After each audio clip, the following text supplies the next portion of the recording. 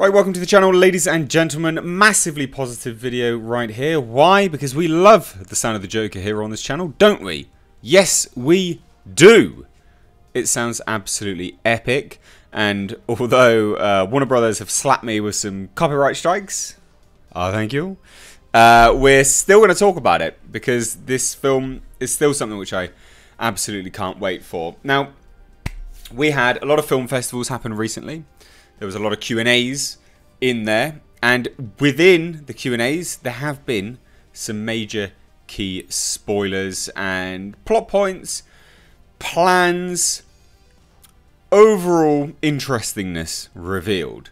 Now, if you don't want spoilers, like I said in an earlier video, go away. Shoo. It's not the video for you. This video we will be discussing some spoilers for the Joker. Also, just before we get into it, if you have seen the leaked footage, what did you think?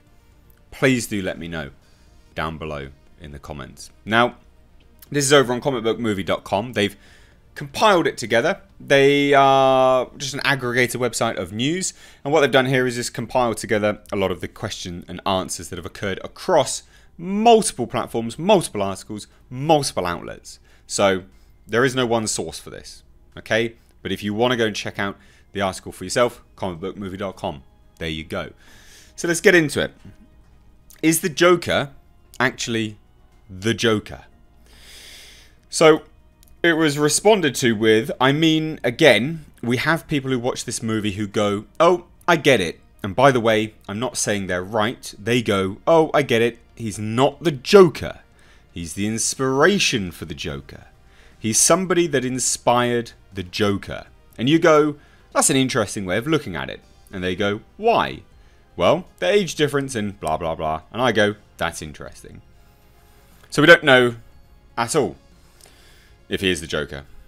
Obviously, there is a huge age difference between him and Bruce Wayne in this, because Bruce Wayne is in this movie as a child. But could this be the inspiration for a future Joker? Yes. Yes, it could be. I don't think that's exactly what they're doing here, but I think they're leaving the door open so it's something that they could weave into the future of this potential universe. Now, an earlier cut of the movie was actually a lot longer. A lot longer. So it's hard to question. It's a hard question to answer. He came over to my house and watched the movie because there are so many cuts. I mean, the first cut of this movie was 2 hours and 35 minutes. He saw that, then he came back, and right now it's 2 hours and 2 minutes, I think, with credits, so you have to ask him. Now that was replied with Joaquin Phoenix. So, interesting. I wouldn't say specifically that a lot of this is going to be detrimental to the movie being chopped down that much. I mean, 2 hours, 35 minutes to 2 hours, you can trim the fat off of that, you know, flank of meat quite a lot there. But it's still interesting. It does open up the possibility of having a director's cut or a Blu-ray special features. Now, will a sequel ever happen? The quote was, I will do anything Joaquin wants to do. But they got no plans for a sequel. And he would, but the movie's not set up to have a sequel. We always pitched it as one movie, and that's it. Now, that doesn't indicate whether he does die or not or anything along those lines. But it is interesting. They have done what I have constantly been asking for many, many times, is that just make one good movie. Just write a movie as a good movie. If it succeeds, then make another one. Make another good story off the back end of it. Don't make a movie which is an advert for the sequel, because no one wants to see that. So they've done what I would say is the best route to go down. Hopefully constructed a great narrative and just going from there. But it does remain to be seen.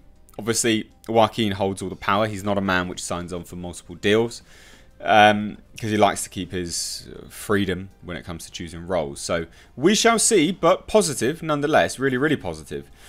Now, why does the Joker dance? I think one of the earliest things we spoke about was that Arthur had music in him. You know, like it just existed in him. Some people that you might know personally have that feeling, and I always thought that about Arthur, but it was sort of kept in and trapped. And there was something about that evolving, but like the scene in the bathroom, which I think is what you're getting to, where he just starts dancing, that's not in the script. That's not in the thing. That's something that kind of evolved and like, oh, this is a moment where we can sort of show that it's kind of fighting to get out. So it sounds like a lot of improv, which actually goes back to this, about the earlier cut of the movie being 2 hours 35 minutes. Sounds like some of it was actually improv. Not a bad thing. Could actually be hugely popular. Now the realistic explanation for the Joker's laugh, I did a separate video on this, but it's actually a very specific real life condition. So it was responded with no. We researched it and I studied, quite frankly, that laugh, and people, it's afflicted in different ways. Some people cry from this and some people laugh, and it's always at the wrong moment and it's really painful. And what we discovered is it happens from head trauma as a young person or even older, and it happens from MS, which we didn't necessarily want to give Arthur's Joker, Arthur Fleck Joker, MS, so we went with this head trauma thing. There's multiple reasons why you get it. Now the movie in every way tries to be grounded in reality as much as possible. It still has a foot in the comic book world for sure, but we just kept thinking, let's put everything through a realistic lens. Like, why does he have a white face?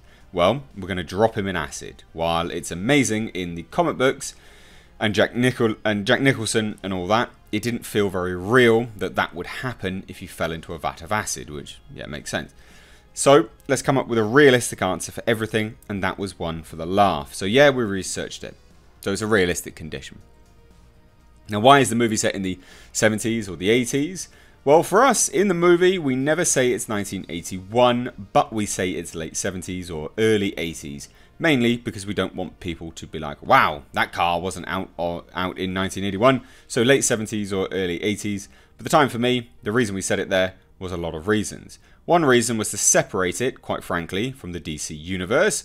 When we pitched it to Warner Brothers and handed the script in to sort of make it clear, this isn't effing with anything you have going on. This is like a separate universe, so much so it takes place in the past before everything else.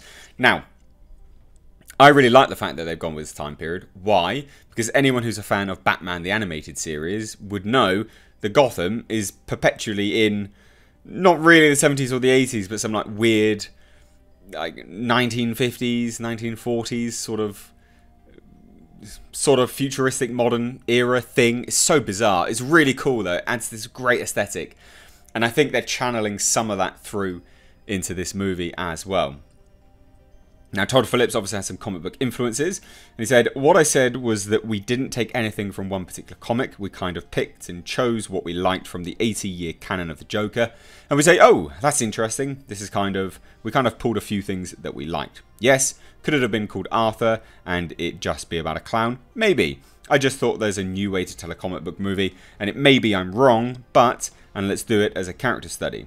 I guess a big part of what's interested me about it more than making a movie called Arthur was to deconstruct the comic book and movie a little bit.